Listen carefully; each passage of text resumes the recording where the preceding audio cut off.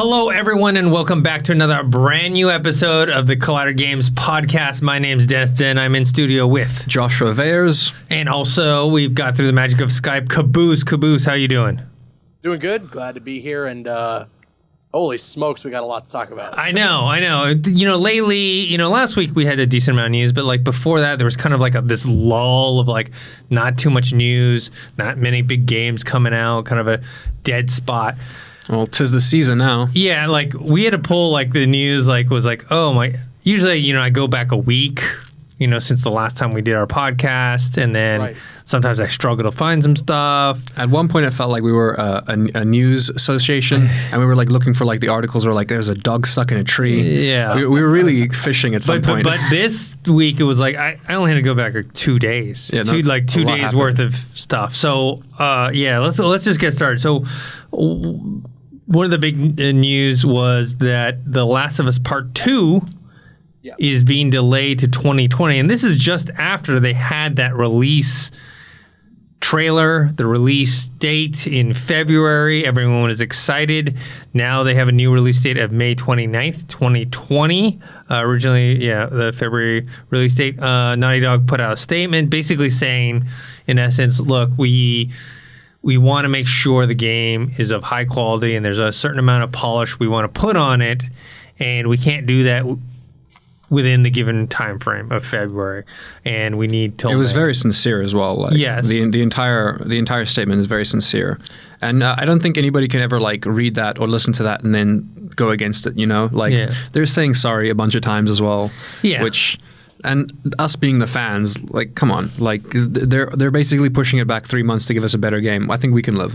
Yeah, and I mentioned I'm fine with it because there's so many games coming out that I have to, I can't talk about my experience with Death Stranding yet, but Death Stranding, I'm playing that right now, playing the Outer Worlds. Jedi Fallen Order is coming out soon. Very exciting. Call of Duty Modern Warfare. What else? Why am I blanking? Cyberpunk's going to be Cyberpunk 2077 is coming out next year. Got Avengers 2 weeks now before The Last of Us. Yeah. Oh, wow. Yeah. And there's just so much going on. Yeah.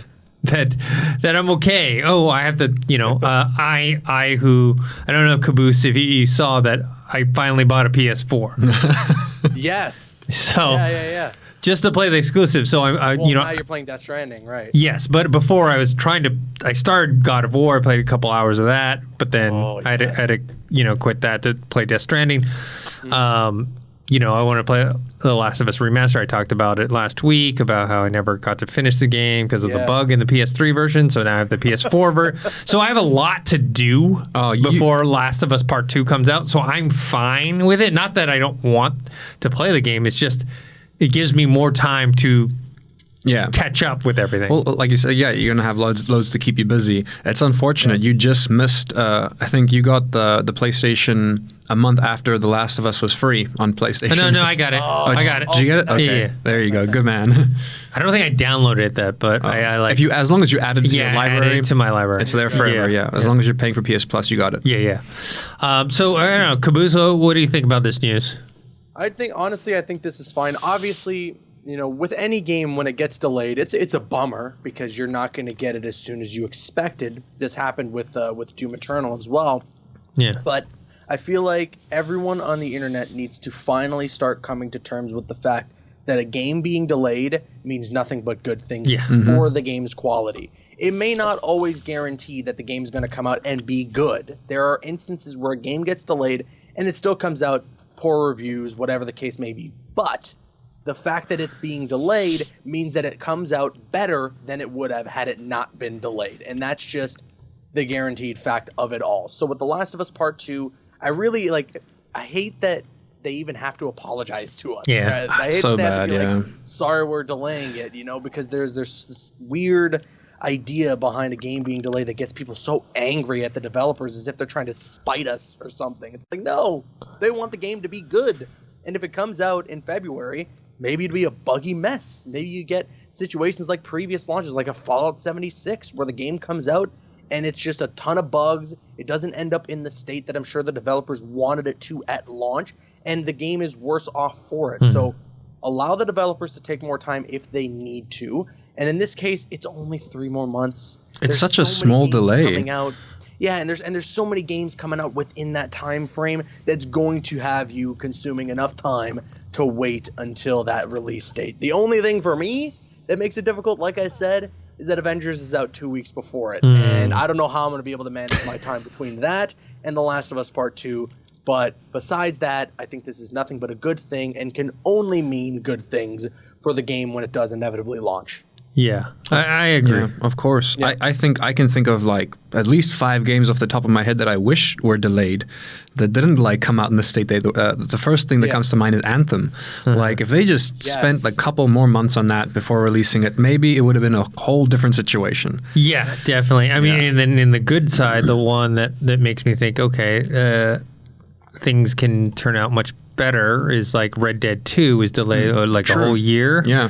The thing about games versus, let's say, movies, right, is that movies usually when they're delayed, usually not a good sign, because the problem with movies, or not problem, but like the difference is you shot what you can shoot movies. I mean, yeah, you can shoot some additional scenes to try and change, but the structure of everything is already there. You can only polish and fix up so much stuff in movies. Right. Games is a different story, right? Because games is like, you can fundamentally make a game a lot better if you were given more time, because you need to polish the controls or the gameplay or whatnot. There's always going to be something, and every time you send it out to a tester or a reviewer, you're always going to find something else that you could have changed or could have done better, you know? And I always hear people who say things, or well, not always, but like in this case, I heard people who say things like, well, why did they announce the original release date if they didn't think they could meet it? And what I try to tell these people is, when they announced the February release date 3 weeks ago during the State of Play,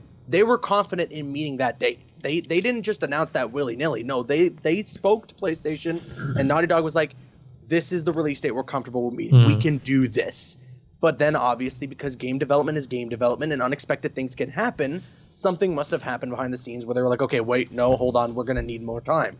In the case of even like a film, let's say an actor who is, one of the main actors of the film gets injured and they just cannot film their scenes. In some cases, production has to be delayed. And then in the worst case scenario, the film has to be delayed because of that, So you never can predict the way that game development can go, and so many unexpected things can happen in game development versus, making a movie. So when they announced that February release date, they didn't do that because they were like, yeah, maybe we can reach it. We'll see what happens. They were confident in reaching that. They just, something happened along the way that made them have to delay it. It's just 3 months. It's a good thing as well. Months. 3 months. The reasons that they give you for why the delay is all good reasons. I mean, reading this part right here, it says the size and the scope of this game got the better of us. I think that's a good thing. You know what I mean? Like for me, that means that obviously the size of the scope of the game is going to be huge. That's exciting for me. Yeah. So I don't think it's a bad thing. Speaking of delays, second story. Ubisoft delays Watch Dogs Legions, Rainbow Six Quarantine, and Gods and Monsters. So this is another big studio coming out saying, look, these games are not ready.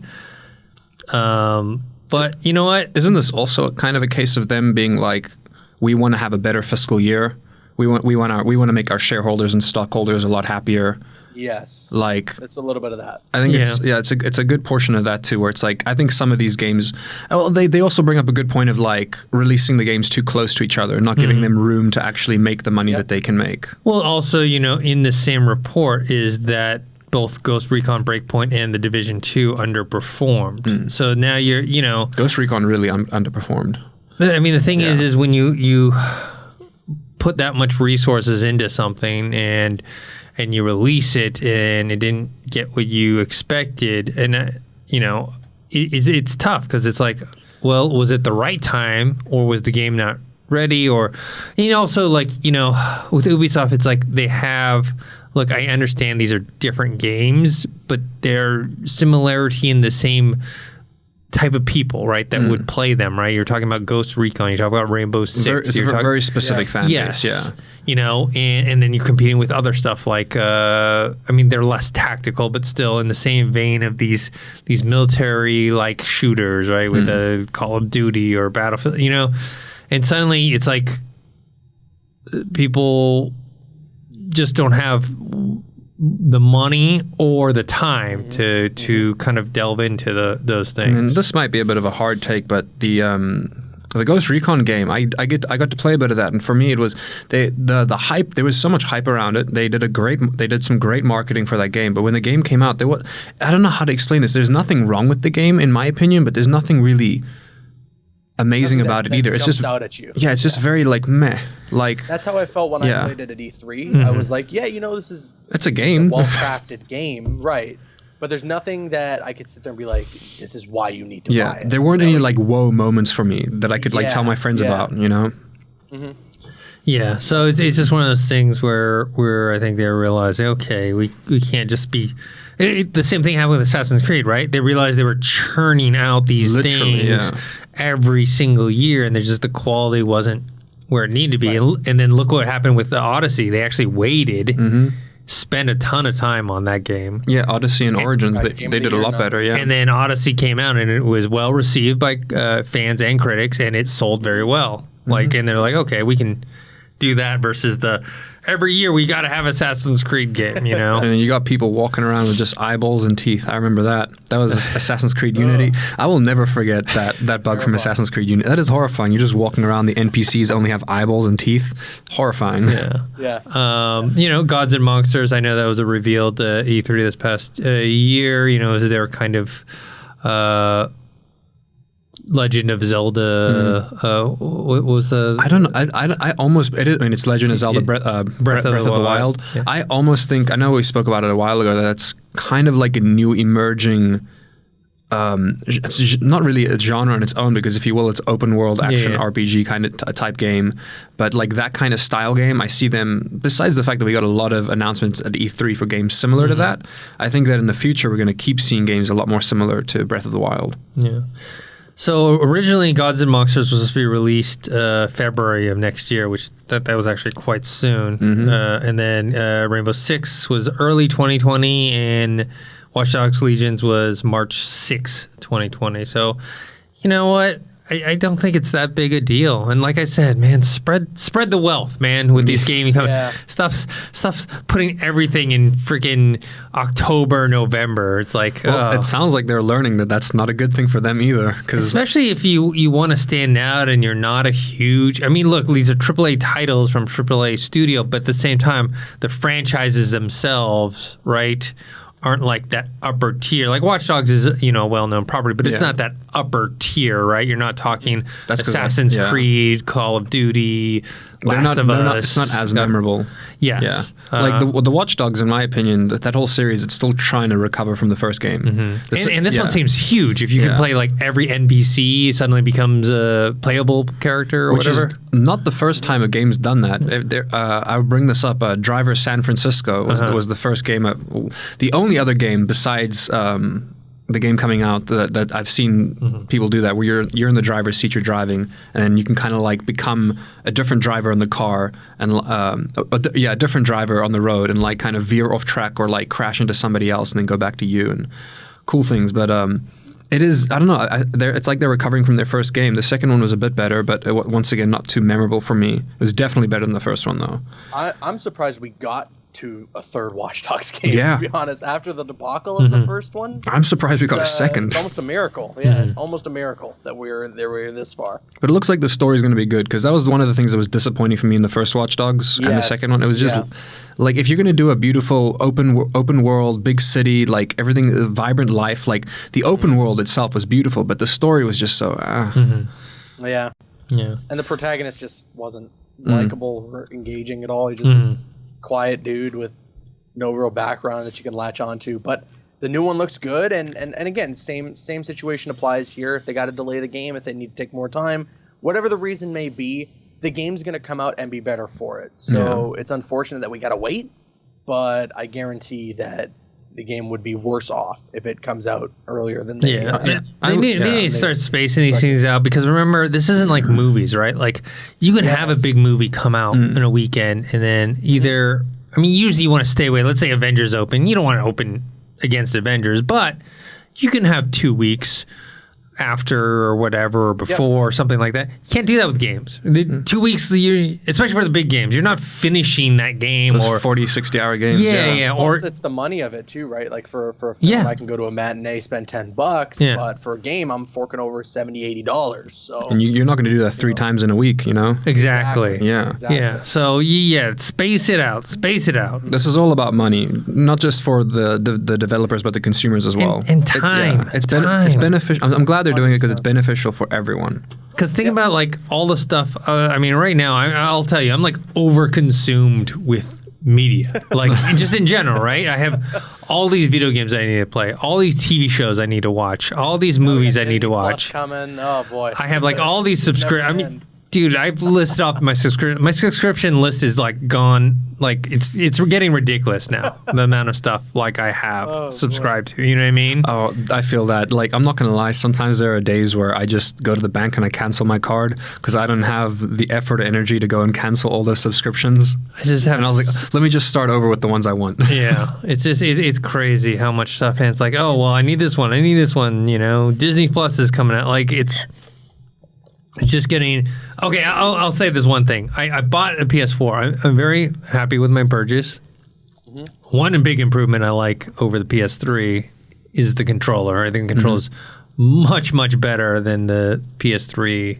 For sure. Oh yeah. Because one of my things, my knocks against the PlayStation in general, is I think the Xbox controller is just a superior controller. The triggers are nice. Yeah, and I still think that. However, the gap isn't as big anymore now. Playing with the PS4 controller, it's like, oh, this is actually much nicer. Ooh, which we're gonna. I mean, I guess we can tie it in now, but later on we're gonna talk about the Google Stadia controller, right? Okay. Well, I mean, there's a small part there with the Google Stadia's controller, some images. It looks very ergonomic. It looks very like soft to the touch. That kind of like soft plastic. But I have to make a complaint though. I have to make a complaint. It looks a lot like a PS controller. The complaint is, so I signed up for PS Plus, right? Yeah. And then, you know, I got Last of Us, but you know, I really don't have. I mentioned this before, and it's the same reason why I don't have Xbox Gamer Pass.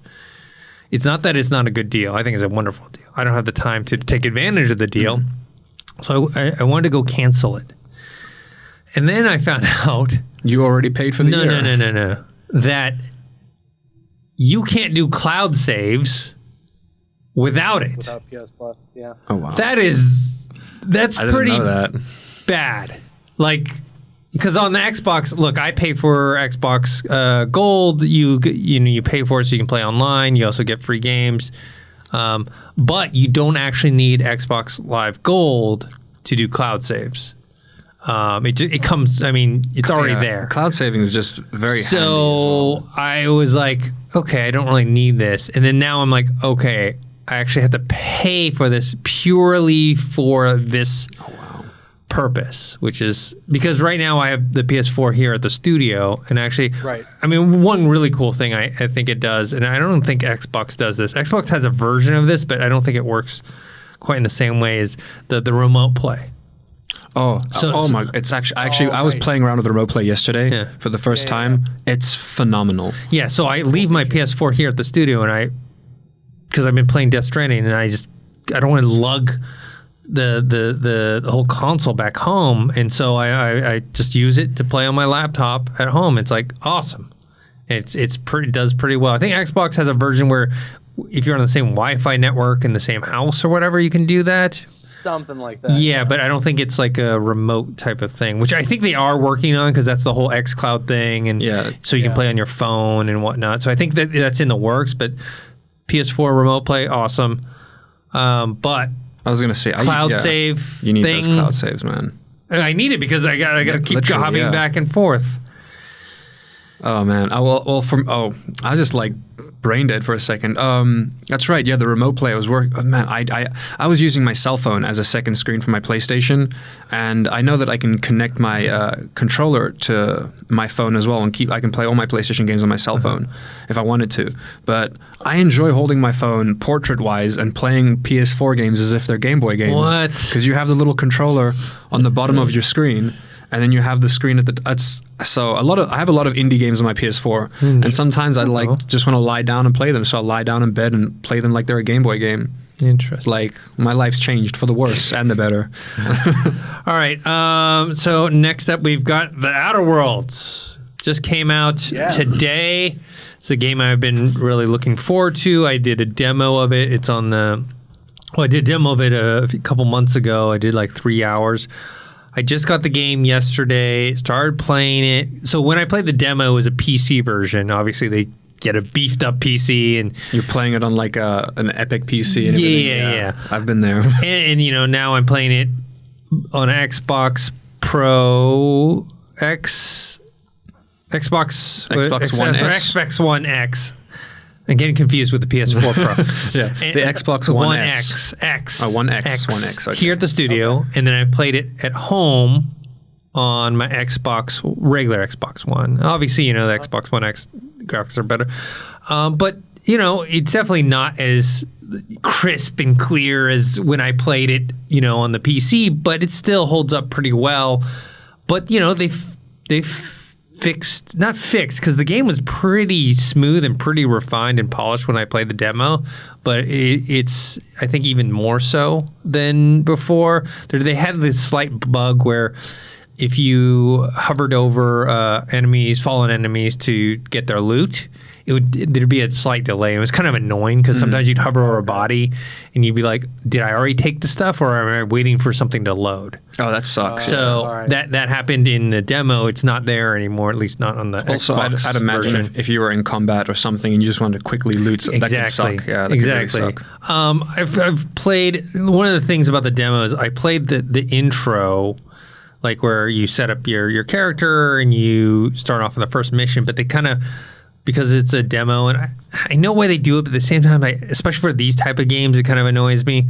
Then what they had to do is they stop you from doing the intro, and then they take you to a different part of the game further along. They're like, look what you could be. Look what you could become. Yeah, and then these action things. And for a game like this that is, to me, very story and character driven, it's like it kind of threw me off, right? It's not that the game was not cool at that point. It's just like I was already in the momentum of building. You weren't ready for the jump. Yeah, and so now I've started the game over and I've gone through basically the same stuff I had done before, but now I get to continue on, which is what I'm hooked. I'm hooked on the game as a big Fallout fan. And we'll talk about Fallout in a little bit. Well, I'm glad I'm buying the game today. Then yes, it is. I don't know how much they want to go with this, and I say this more in a loving way. It's Fallout in a different environment with a different story, but the gameplay mechanics are Fallout. But I will praise them is there's a lot of refinements in the UI and just a lot of the things that you need to do in the game. They've just streamlined it so that it just feels very, very smooth. Now, I've only gotten a few hours in, but I'm liking it so far. The one thing, though, and this is part of what we'll talk about, is that it's not as much of an open world game as like Fallout. Yeah. Now, when you go, because you travel from different world to world, so it's more like Mass Effect, where you're jumping from worlds to worlds, and within that world, there's like an open area that you can choose where to go. Full open world. It's kind of, so what you're saying is it's kind of like Destiny.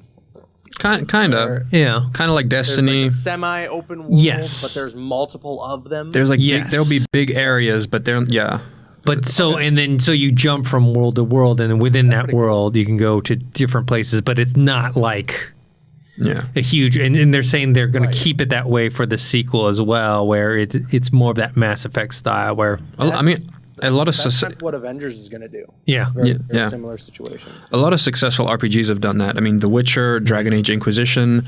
Like it's so it's not a true like sandbox open world like Red Dead Redemption 2, Red Dead Redemption 1, Fallout 3, 4, Skyrim, New Vegas. any of those kinds of things, But I'm enjoying it so far. I'm looking forward to playing it some more. I think it's a better idea for them as well in terms of development, so that you can focus on just one area at a time.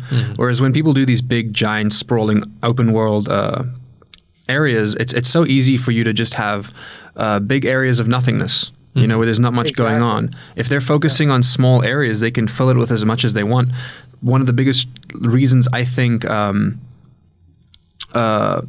it Elite Dangerous? It's not Elite Dangerous. There's another game that was coming out similar to No Man's Sky. It's been in like development for years now. Star Citizen, I think it was, and they're just they're focusing on a solar system rather than an entire universe, which is like the same kind of thing. Like if you're limiting what it is that you're developing, you can focus more on making that better.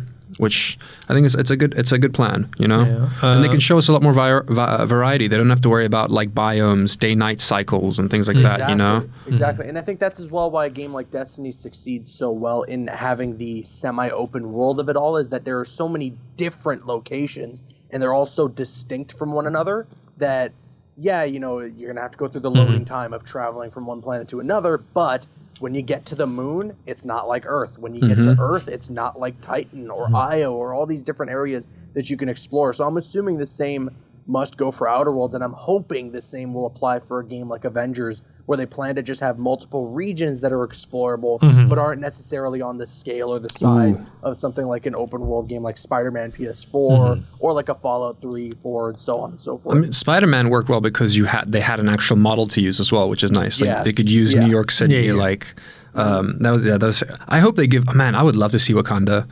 Now that we're on that, while we're at it, I would love to play around in Wakanda. That would be amazing. So I know, Josh, you're definitely getting this game, right? Yeah, I'm getting it later tonight. Okay. Yeah. And then, Caboose, are you getting this game?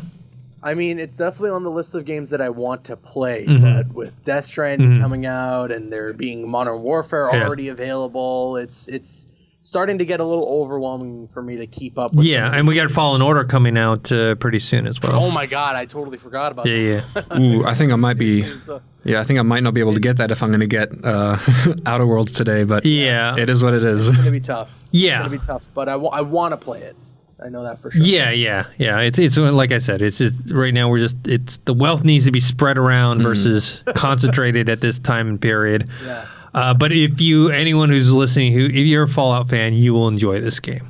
You know, a lot of the original developers, a lot of tongue-in-cheek. Yeah, the original creators, some developers that they did Fallout New Vegas. You know, they're the ones who, like, they didn't create the companion system, but they refined it for Fallout, because in the first game they had companions, but it was very loose, and it was very almost like they were experimenting with companions. It definitely wasn't to that BioWare level, you know, that Mass Effect, Dragon Age, Knights of the Old Republic thing. New Vegas had great companions. Yes, and that was Obsidian. Job, yeah, and so they've done that again in this, where it's very refined. So overall, it looks like it's a good get from Microsoft to have the company and everything. So that's and guess what? Guess what they did? They put it on Xbox Game Pass. That's it. Because remember, this game was developed way before Microsoft bought them. They picked them up, which, you know, like I said, likely bodes that the Outer Worlds is going to be a Xbox exclusive, the sequel, but they threw it on Game Pass. I mean, you have Gears 5 on there. You have that's amazing. You know what I mean? Like I said, if I had the time, I'd be a Xbox Game Pass subscriber, but I just don't. Fallout New Vegas is on Game Pass as well, if you've never had a chance to play that. I mean, so Josh, do you have Game Pass by any chance? No, I do not have an Xbox. That's I do not. Right. I do not. I've got a PlayStation. Yeah. And now you're on PS Plus, though, right? I'm on PS Plus. I've also been on PS Now a few times, which is their streaming service. You can also Well, now it's. I remember I used PS Now for a while when it started, which is great just to stream PS3 games. But now you can also download the games instead of streaming them, which is quite cool. Yeah. No, that's cool. All right, another game that just came out: Call of Duty Modern Warfare. This is like. Essentially, they're rebooting, going back to basics. It's got a single-player campaign. I haven't got this game yet, and like I mentioned before, there's so much stuff going on. I want to get this game. I just don't know where I'm going to fit it into my time. Maybe I'll get it later on, like later this year, like at the end of the year, and pick it up. Just because I am a fan of their first, the single player campaign. But I want to play. What was that one thing we talked about last week? The 2v2 assault mode, I think. What's it called? Whatever. The basically the small map. I think it's called Assault. For sure. I think it's called Assault. Yeah, I'm very interested in that versus instead of Battle Royale. Caboose, are you planning on getting this game? Yeah, I am actually. So I used to be a really huge Call of Duty fan, like way back in the day. But the game just started to become more of a frustrating experience for me, and I just started having less fun with it. And then obviously, there was a period of time where Call of Duty games were just like the plague, and everyone desperately wanted people to avoid them. But I really like what they've done with this. This is the first time I've ever really seen a game get a reboot. We see these in film a lot. You get the Aladdin reboot or the Lion King reboot and this, that, and the other. We never really see that in games. There's more just HD remasters than anything. Yeah. This is the first time I've seen a game kind of get a reboot. So it's really interesting. I definitely want to try out the campaign. I'm glad that they made a campaign this time rather than Black Ops 4 and what they did there. Yeah. And I'm interested just to see, I played a little bit of it, and what I played feels really smooth. It feels very refined.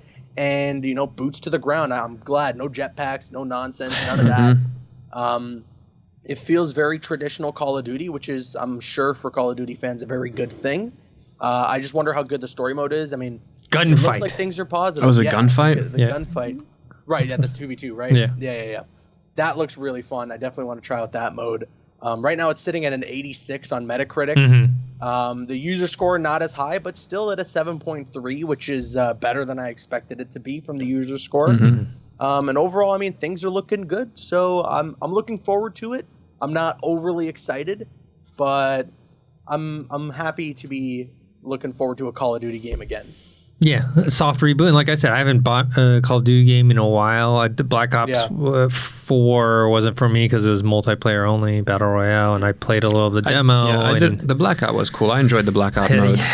It's just for me. Royale's pretty fun. But is it? Maybe I got the wrong map or something. It's just every time I played, I was just like wandering around for like aimlessly for 10 minutes and then dying. It is more fun, obviously, when you get a squad together. Yeah, you got to play with a squad, It's not the best experience. But it was also like there's just too many battle royales as well was the problem. Yeah. Yes. Yeah. Look. So there isn't one here, though. There isn't a battle royale in Modern Warfare, but they do have a massive multiplayer mode with like huge teams on either side. So I think that's pretty cool. Oh yeah, I remember that as well. I think Call of Duty's kind of been downhill ever since the first Black Ops. The first Black Ops was great story-wise and multiplayer-wise. I like Black Ops 2. Yeah, the story there was also very good. Like every time they've released a story mode, I've never had any problems with that. But the multiplayer has kind of gone downhill ever since the first Black Ops. It was still okay in Black Ops 2, but it just started getting worse and worse.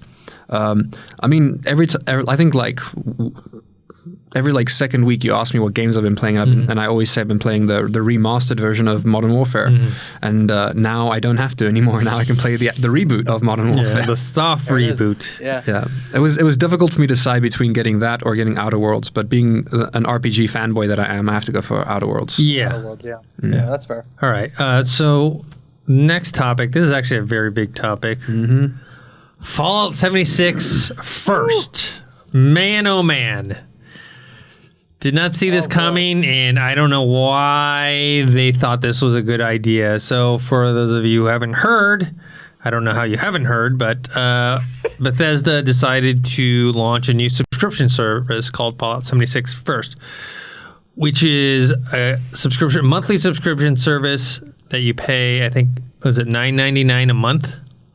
I think it's higher than that, actually. Is it? It was something like $12.99. $12.99 or something like that. And like, you really don't get much. It's $100 for the year. Yeah, $100 a year. You don't really get much out of it. And I think it's like $100 without the game. Yeah, this is for a game that came out last year that is still retailing for $39.99. If you're going to charge this subscription price, one, it shouldn't be that expensive. Two, It should be a good game. Well, no, the game should be free then. I agree, yeah. The game should be free, and then you charge this because, and this is coming from someone who was very excited at what Bethesda did at E3. Caboose, you were there with me. I loved that entire press conference where they announced Fallout 76 for the first time. No. That wasn't the first time. Where they announced the Battle Royale and everything. Yeah, when they announced the Battle Royale. Year 1 or year 2. Yeah. And also talked about the free DLC and all these things that were building goodwill. And the NPCs are coming back. Yes. Yeah. Okay, I remember. Building goodwill towards people like me who were disappointed with Fallout 76 that bought it and just haven't played it. And I was like, cool. This fall, I'm going to, get back into it. They're going to have all the stuff that I wanted from it. And they delayed the DLC. Things that people are like, I wonder if it's still going to be free because they said it was going to be free, but we don't know if it's going to be free anymore. And then now this. And yeah, they're just getting... If you look at the things that are included with this package, it's crazy because it's like, that just should have been in the game. Yes, one is like, what, single player... Well, private servers that can host up to 7 friends. Yeah. Why was that not available from the get-go? Why could... That's stupid. Why couldn't I have a private server with my friend? Oh, that's silly. This is bad.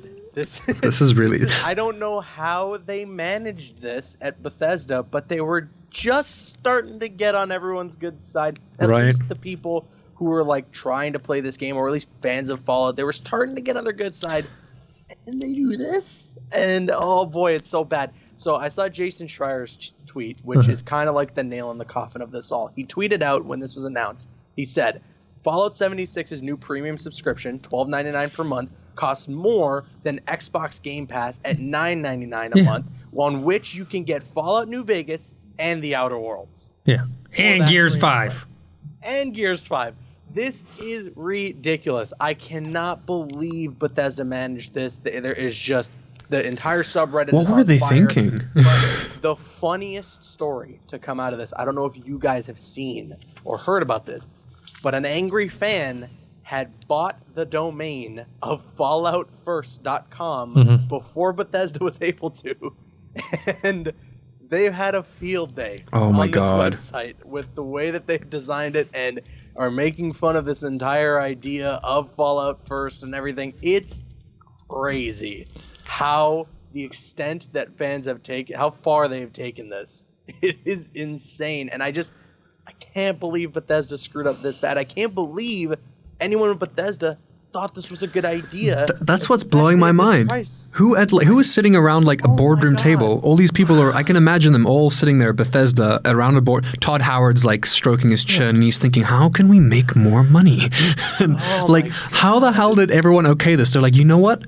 People love our game. They're willing to pay a monthly subscription service for it. It's really starting to feel like they're just wearing rose-tinted glasses the entire time. They must be, man. And that, or they're just trying to capitalize on the people that still playing their game. Yeah, I mean, they are, but I mean, but the thing is I thought they had learned their lesson from the year before, because that's what it sounded like at the last E3. They're like, it sounded like, okay, they got the message. Here we go. We're gonna. And they straight up acknowledge on the stage. Todd Howard was like, "Listen, you guys gave us shit. We deserved it." I'm paraphrasing, but essentially that. So how do you do this now? This is unbelievable. Yeah, this is, I don't know. I think the best word I saw to explain this is it's unethical. It is unethical. Mm-hmm. It's crazy. It's like I don't know, like, has a game company fallen this far before in terms of a PR standpoint? For a brief moment, and this is something that I also read in the comment section.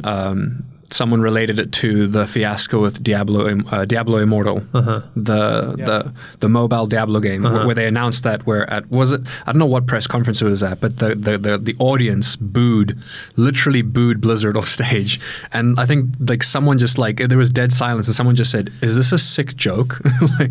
like It was there was a lot of anger around the Diablo mobile game when they announced that. That's the only thing I can compare this to, but I see this having much bigger repercussions. Well, I don't get because it's the second time. The first time you can forgive, right? You can go, oh, we tried something new. They tried something new. It came out too early. They're fixing the game. They're adding the things that they should have added before. Okay, cool, right? Like I can, I did forgive them for the first one. I was like, look, it's just a mistake.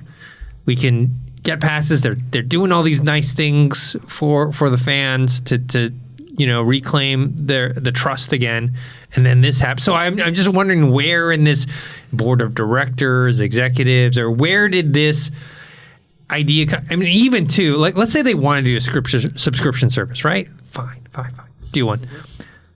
But then make the game free. Well, no, make the game make the game either free or good. $10 or something like that. And then also the monthly cannot be $12.99.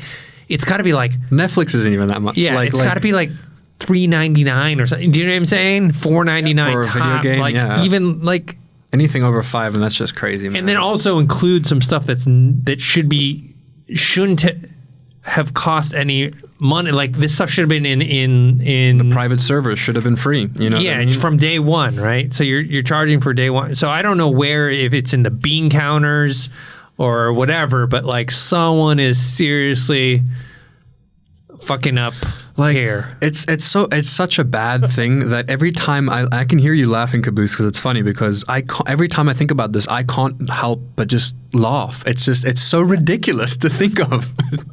Like the entire idea is just it's fucking crazy. It's crazy because like for me, like I have like Bethesda, BioWare, you have Naughty Dog, you have Rockstar. You have these, to me, like these top tier studios, and then something like this is just you're just it's unthinkable. Yeah. I mean, look, the only thing that I can say is that the Doom better be amazing. Doom better be freaking amazing. Yeah. So I don't know. I also wonder what this could do for like the next Elder Scrolls when that ends up coming out. Because oh God, I really hope they don't do anything like this. I'm sure. I mean, I don't know. I don't know what they plan to do with that game, but when that starts, when the marketing starts ramping up for that game, a lot of people are going to have a real bad taste in their mouth for what happened here with this game. Mm-hmm. Yeah. So, oh boy, this is it's unfortunate disaster. Yeah, it's just a continued disaster for Bethesda. I think I think that they can still crawl out of this situation. It's going to take a while. Someone else is going to have to mess up. Well, the thing is, I thought they were crawling in. They were on their way, right? I mean, look, if the DLC gets delayed, the Nuclear Winter is the Battle Royale one. I think Wastelanders is the campaign. Yes. Look, delayed. We mentioned before, it's not ready. Okay, we can hopefully forgive that. But like this is a different thing. Yeah. So I don't know what they're doing. I don't know who's making these decisions. This is a company in my eyes could do no wrong before Fallout 76. Mm-hmm. And yeah.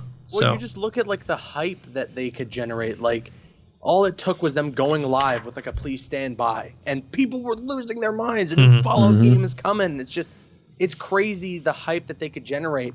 And I guess because of that, it's almost a good thing that consumers aren't yes men anymore, or maybe they never were, but especially in this case, they aren't being yes men about it and aren't just consuming the product and being excited for more product. No, just everyone's putting their foot down and they're like, this is not good enough. Do better. Yeah, I mean, this should have been, if they want to do subscription, not even subscription, they do season passes and they do something like Apex Legends or Fortnite, right? Game's free. You play it, and then if you want to get a season pass, you pay for that.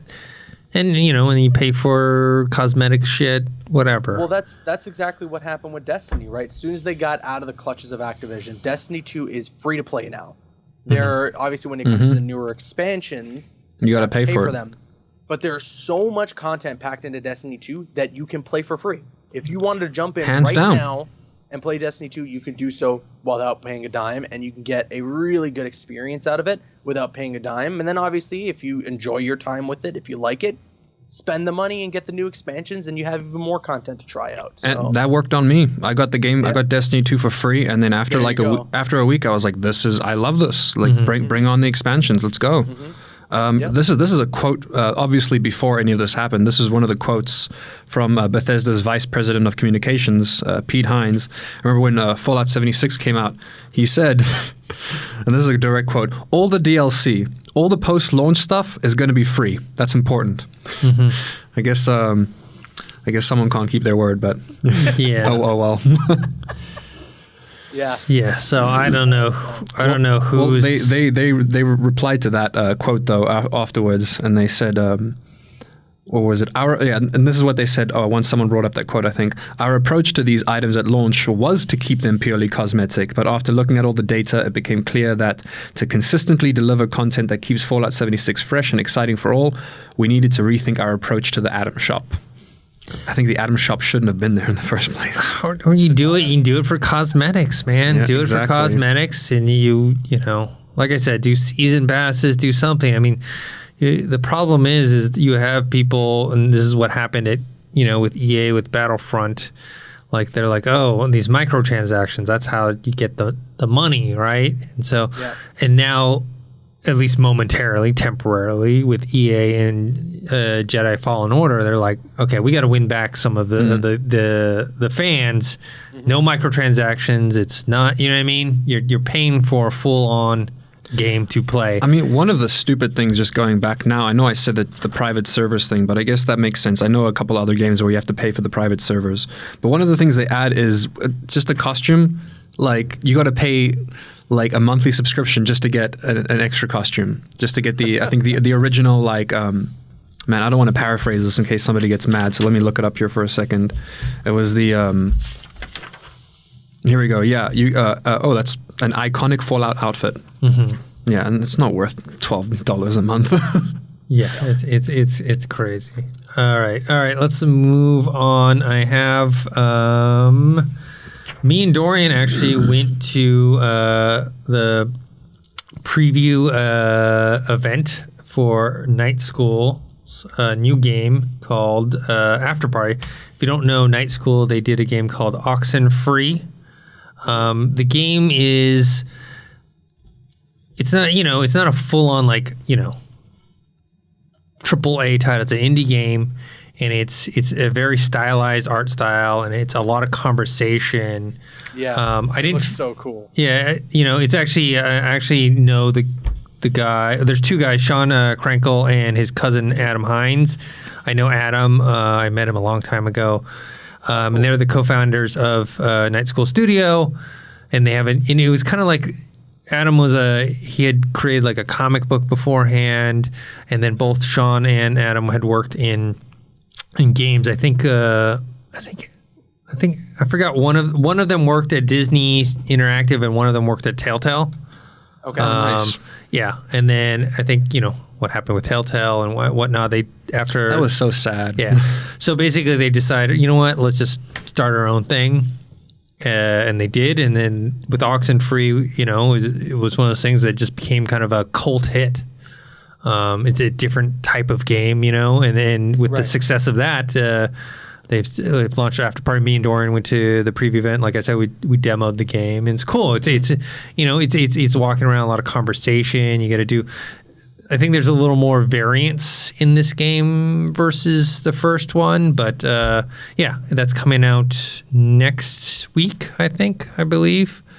It's called Afterparty. We actually shot an interview with both Sean and Adam that we're going to have on the channel if you guys want to check that out. And then hopefully we can get a copy and review it sometime soon. So, all right, moving on to the next thing. We've got, what is it? Is it Google Stadia? Yeah. Yes. Google Stadia has decided to launch their own first-party studio. We had kind of speculated that this is probably the way to go, right? I mean, this is going to be the thing that's going to get people to subscribe to services. And in the future, when both Microsoft and Sony become exclusively just services, it's going to be their first-party titles that are going to determine what you're subscribed to. Correct. Right. And Google understands this, so they are starting their first studio in Montreal, and I'm sure they'll probably have more because they can't just have one exclusive game every 2 years. I'm surprised they haven't bought any other companies. Well, yet, I guess. Yeah, I mean, that's what's happening now, right? Microsoft and Sony are just nabbing them up, man. Yeah, picking it up, going for that exclusive. What do you guys think about this? I mean, like, I think you just said it best. Yeah. Like, What do you think, Caboose? Yeah, I mean, I gotta agree. I'm still not sure. I mean, what Dennis is saying. So if we do get to the point in the future where we see PlayStation and Microsoft kind of following that same business model where everything's streaming, I still think they're going to be the juggernauts at the end of the day, because if you're a game developer and you're making, let's say, the next Spider-Man PS4, are you going to shop to PlayStation? Are you going to shop to Microsoft? Or are you going to shop to Google Stadia? PlayStation and Xbox are just such household names and people know them. So I'm just not sure how Google Stadia is going to be able to compete. I'm intrigued to see it. Competition is always a good thing. But obviously, when it just comes to this story specifically, it's the smart move to start this. Yeah, I mean, I would imagine it's probably the same between like the Epic Game Store and the Steam Store. Like they're gonna people like either PlayStation or Xbox gonna get a bigger cut of the sales. So Google Stadia is gonna undercut them and be like, we'll take less of your guys' sales away from you. Yeah, I'm sure now. I'm sure right now all the ones that are on there are getting massive discounts in terms of. Oh yeah. Just to get them to develop for. Well, you got to get the ball rolling as well. Yeah. You can't release a console You can't release a console right off the bat where no one's got any games to play on it, and everything costs $60 right off the bat as well. Yeah. They're gonna have to get the ball rolling somehow. All right. Next thing we've got in the world of streaming, we've got. Streamer Shroud. I love Shroud, by the way. Is following Ninja from Twitch to Microsoft's Mixer. So that's another kind of huge streamer. Yeah, and also another defector, you would say, to Mixer. I mean, the thing is, when you lose your most popular one, it's like, okay. Now you lose another one. Everyone was looking at Shroud before, like, please don't go to. I bet you Twitch was looking at him like, please don't go, Shroud. Yeah. Do we still have Tfue? Oh, thank God. Yeah. So this is huge for Mixer, just huge. But okay, there's a lot of talk about this whole situation of these streamers going to Mixer and how much it benefits them, more so than the fact that they're getting a huge dump truck of money dropped on them to make the move. They're still hitting the reset button, and Mixer is still not as big as Twitch. Yeah, no way. Yeah, I don't know if you guys covered it, but there was that story about the fact that even Ninja making that move has not really increased the popularity of Mixer by that much. It's just been the fact that a lot of people are still watching Ninja, and they're just going to watch him where he goes, but nobody's really going on Mixer, watching Ninja, and then when he goes offline being like, what other people are streaming on Mixer? Nobody's really doing that. No one's creating Mixer accounts. That's another thing. Everyone. If you wake up tomorrow and you're like, oh, you know what? I think I'm going to start streaming. You're just going to go straight to Twitch, like without even second guessing it. This is all really interesting. I'm excited for Shroud. I know that it can still be a very nerve-wracking thing for the streamers to make this kind of move because they are still essentially hitting the reset button on their streaming career. But I'm sure whatever they're being paid by Mixer, by Microsoft to make this move is enough for them to retire with that money. So I'm sure they're secure and they're fine with making the move because of that reason. But I wonder if now having Shroud on top of having Ninja on Mixer, we can start seeing some of the other streamers that may not be necessarily juggernauts like those two trickling down and leaving Twitch for Mixer for some decent deals, and then starting to see some genuine competition between the two platforms. Because again, when it comes to any sort of competition between brands, whether it's a Marvel and DC, Xbox and PlayStation, to have competition there means that we are the ones who win as the consumers of the product. Correct. So if Twitch starts to shake in their boots a little bit about the fact that there are some real heavy hitters on the other platform, they're either going to want to start doing more to benefit the creators on their platform, or maybe to try and just benefit the people who are watching and starting to say, hey, we're adding these new features to help you out, to help your viewing experience. All this stuff can mean good things for us. So I'm excited for the future of streaming for that reason. Yeah, and also it's, when you get the first one, it's like it's a big coup.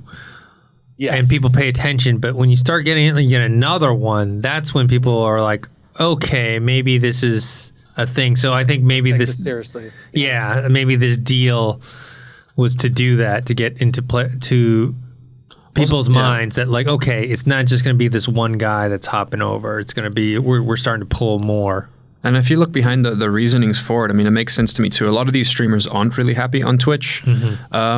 And it's also interesting that once you get to that point, you're basically signing with these companies to be exclusive, whereas in an ideal world, you would want to be streaming on everything. You'd want to be streaming and then have your stream hooked up to YouTube, Facebook, Twitch, and Mixer all at the same time. You know what I mean? That would be the ideal situation, but obviously you're going to go where the money goes. I also think it's a smart move on Mixer's it's obviously a smart choice by Mixer to bring the followers that way, but it's further than that. I see it as there's a slight different audience with Shroud than it is with Ninja. Ninja has millions of kids watching him. He's got that Fortnite hype. Shroud has a lot of hype in. He's part of Cloud9. I'm pretty sure he's still part of Cloud9. So he's got a lot of pull in the pro gaming league. So he's got I'd say an older audience, more of an adult audience, and then Ninja's got more of like a younger audience. So it's definitely a smart move on their half. But reading one of the quotes here, Tyler, Ninja's wife, was saying that one of the main reasons they moved to Mixer was because the contract they had with Twitch was very limiting to him in his. Was very limiting in terms of his brand could only be related to gaming. Which, I mean, if you think Ninja, he is related to gaming. That's his brand. But if the guy wants to start doing other things... He wants to work with Adidas. Exactly. Or even I know he wanted to work in TV. Well, he was in movie. He's a cameo in that Ryan Reynolds movie. Yeah, that's right. We talked about. So he wants to do all those things, and apparently being with Twitch was just too limiting for him to be able to do that. Whereas Mixer's like, we don't care. Do what you want to do. Just make sure you stream with us. But at the same time, so Mixer I like as well because they don't bind you to them like Twitch does. I've seen a lot of people who stream on Mixer who also can go and venture off and do other things without Mixer being like, all right, you're out of here. Granted, in the case of Ninja and Shroud, I'm assuming they probably have an exclusive contract. Yeah. But I like that, if you're a casual streamer and you're starting out on Mixer, you're not bound to them, and that's the only place you can be. Otherwise, you're not going to be a partner. So, yeah. All right, last thing in the queue here, just a little funny thing. Death Stranding, the reviews are going to come out starting next Friday, I think, November 1st. That's when we'll have our review.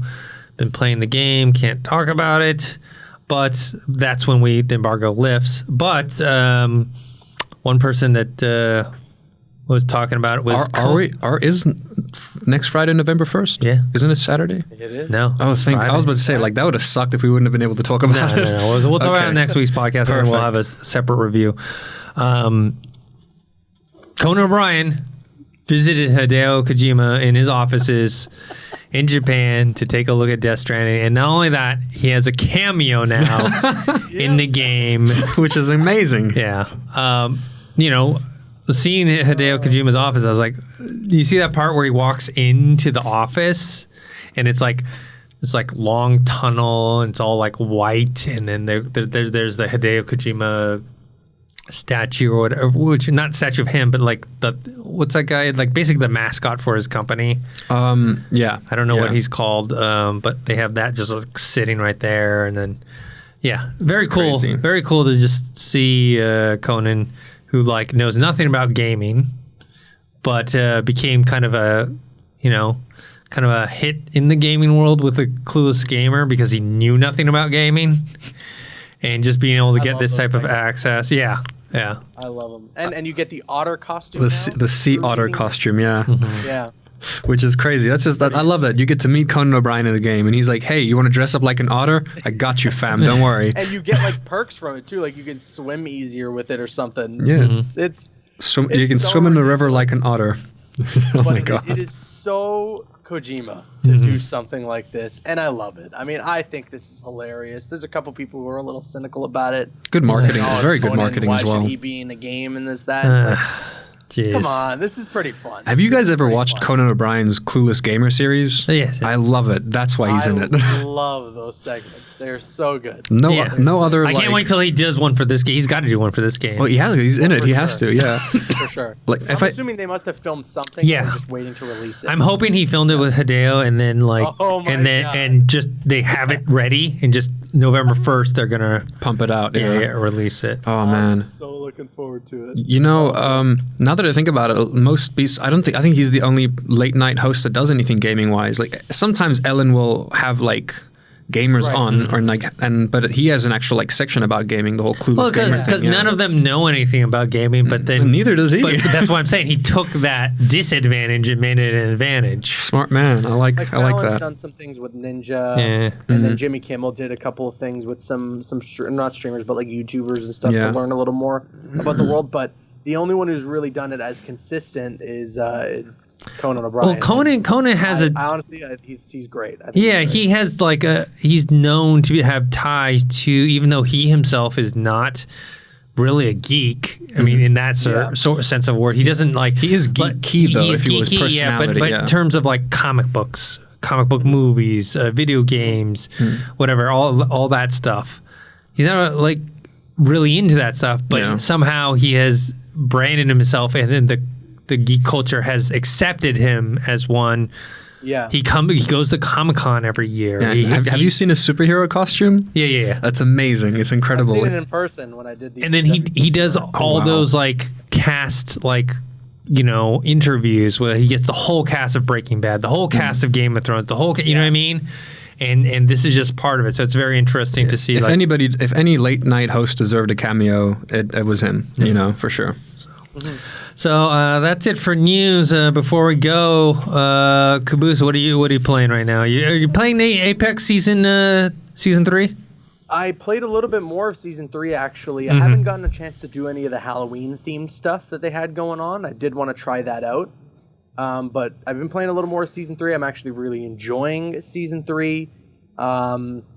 Still playing a lot of Destiny 2. I really, really enjoy the newest expansion. I'm trying to get, like, Raid ready. And then me and a couple of my other friends of mine, we're going to try and rally together and try out the new Raid. See if we're going to be able to beat it. And, I've been playing a lot of Destiny 2. And now, obviously, we got Call of Duty coming up. I'm gonna give that a go and see how it is. Josh? I know you've been asking me a couple of weeks, and I keep saying Dragon Age Inquisition, which I've finished before multiple times. I've just been trying to scratch that RPG itch, but I'm buying Outer Worlds later today, so you'll be on that for. I'll be playing Outer Worlds. I will say this: I spoke to Caboose about it earlier as well. I've been playing a lot of Fortnite Chapter 2. Oh, okay. It was kind of like it was like a hard reset. I was playing with like my friends, and we were all talking yesterday, playing the game. We're like, it feels like 2 years ago, which is nice. It's like vanilla Fortnite. There's the only vehicle in the game is the boat, and other than that, it's like I don't know. It's just enjoyable because there's not like 100 things going on, and I don't even mind the bots. Like it throws you into games according to your skill level, which is nice. I like that as well. So you're kind of growing as well. If you're someone who's not that good, you don't have to like bump into somebody who builds like you were saying a castle in like half a minute. You know, like it's better to have the bot. I will say the bots are too easy. Hopefully they can make the bots, and it's also it's so obvious who the bots are because they're there's a bot. They're in the vanilla skins. They don't build. So I hope they make the bots a bit more challenging. But I'm not against the bots, and also they die out in like the first 5 or 10 minutes, and then late end game it's just real. So basically, if I played it, someone will mistake me for a bot because I will have the vanilla skin and I will die very quickly. You're and not rebuilding. They'll be like, "That's a bot." It's like, no, it's me. It's me. Well, if you played as well, you probably run into a lot just depending on your wins, your skill level, kills, and stuff like that. So I think that's good. And I've also been playing a little bit of Fortnite Chapter 2, and it's nice. It's a nice refresher, a brand new map, a complete refresh on the loot pool and the weapons that are there. And they brought back a couple old things like the pump shotgun, Retail Row, a couple cool locations. I like they throw you into it. That's what I like. They give you that cutscene, and then it's like as the cutscene's happening, and you're right into a game. I was like, is this still a cutscene? I was like, oh no, I'm playing. I was like, okay, let's go shoot some people. Yeah, so I like it. I'm glad that they finally kind of hit the reset button. Hopefully. They don't start screwing it all up again as they progress through these next couple of seasons. Getting too much. But yeah, so that's what I've been playing. Yeah. Fortnite Chapter 2, and literally starting later today, I'm going to be playing a whole bunch of Outer Worlds. Yeah, nice. We'll talk about more of that next week. And hopefully you get the Death Stranding code at some point. At some point, that'd be nice. So I can talk. So I can be in the loop on Friday. Yeah. So. That's it. That's it. That's it for this episode. We had a ton of stuff to talk about. I'm sure there's even more stuff to talk about. Caboose, where can people find you? You can find me on Twitter and Instagram at CabooseEK. Josh? You guys can find me on Instagram. That's josh.toki. And you guys can find me on Twitch at josh_toki. And you can find me on Twitter at ThinkHero, on Instagram, Dennis.tzng. Make sure to subscribe to this YouTube channel, youtube.com/ColliderGames, and subscribe to the Collider Factory podcast feed, where we're here every single week. And next week, Death Stranding and more Outer Worlds talk. Exciting. Yeah. All right. See you guys later. Later.